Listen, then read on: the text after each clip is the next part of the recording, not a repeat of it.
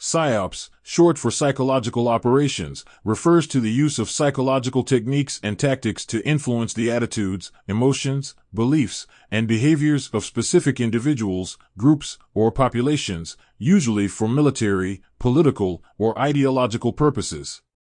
Psyops can involve a wide range of methods, such as propaganda, disinformation, deception, manipulation, and intimidation, and may be carried out through various media channels, including social media, radio, television, print, and face-to-face communication. The goals of Psyops can vary from disrupting enemy operations to shaping public opinion, from gaining support for military actions to undermining an opponent's morale. Types of Psyops and practical ways of psychological self-defense. In this chapter, we dive deeper into the different types of Psyops that are employed by manipulators and how you can defend yourself against them. 1. Fear-mongering and intimidation. One of the common Psyops used by manipulators is to induce fear or intimidate you into submission. They often use threats, innuendos, and even physical displays of aggression to make you feel vulnerable and powerless. Practical self-defense. The key to overcoming fear is to confront it head-on. Learn to identify the source of your fears and practice exposure therapy to desensitize yourself to them. Work on building inner resilience and confidence by visualizing positive outcomes and taking small, calculated risks.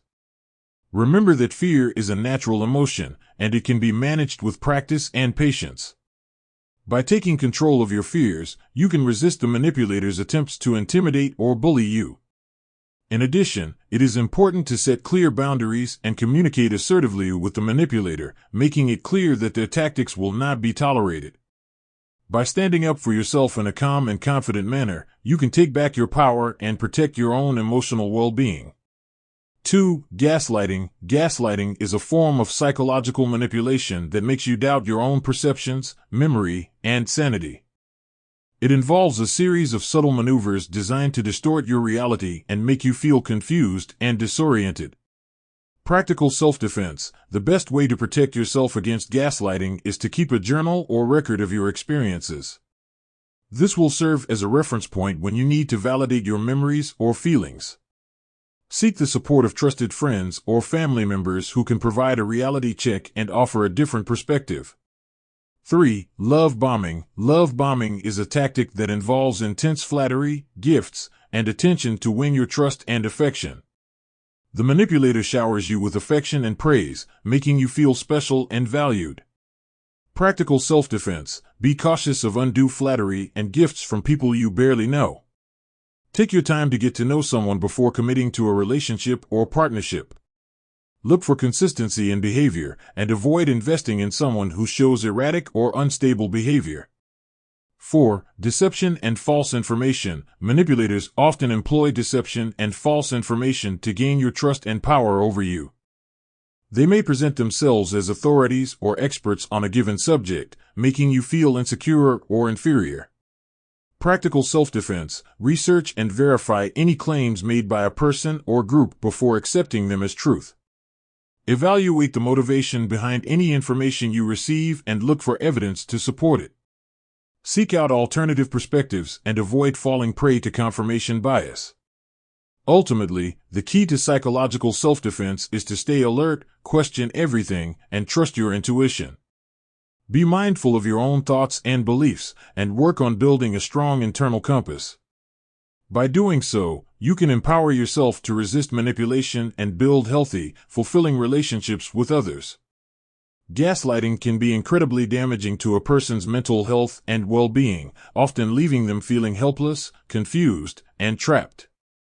However, there are several practical self-defense strategies that can be employed to protect oneself against this insidious form of psychological manipulation. One effective method is to keep a journal or record of your experiences. This can include writing down any incidents that cause you to doubt yourself or feel confused, as well as tracking any patterns or trends in the gaslighter's behavior. Having a written record can serve as a reference point when you need to validate your memories or feelings and can help you identify when a gaslighter is attempting to distort your reality. Another key self-defense strategy is seeking the support of trusted friends or family members who can provide a reality check and offer a different perspective. Often, gaslighters will isolate their victims from loved ones and friends, making it difficult for them to gain outside perspectives. By reaching out to trusted individuals who can help validate your feelings and offer an objective view, you can begin to break down the gaslighter's hold over you. It's also important to recognize when you're being gaslit and to trust your instincts. If something feels off, trust that feeling and seek validation from outside sources. Gaslighters often prey on their victims' feelings of self-doubt and insecurity, so it's crucial to maintain a sense of confidence and trust in oneself. Ultimately, protecting oneself against gaslighting requires a combination of self-awareness, external validation, and a willingness to seek help and support when needed.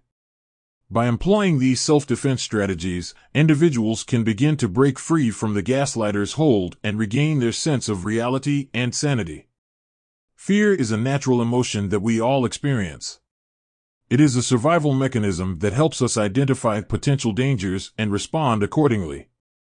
However, fear can also be manipulated and used against us, particularly by those who seek to control or intimidate us. In this chapter, we will explore techniques for managing your fears so that they will not be used against you. Step 1. Identify your fears. The first step in managing your fears is to identify them. What are the things that make you feel anxious or scared? Make a list of your fears and rank them in order of intensity. This will help you to understand your fears better and to prepare for them. Step 2. Face your fears. The second step in managing your fears is to face them.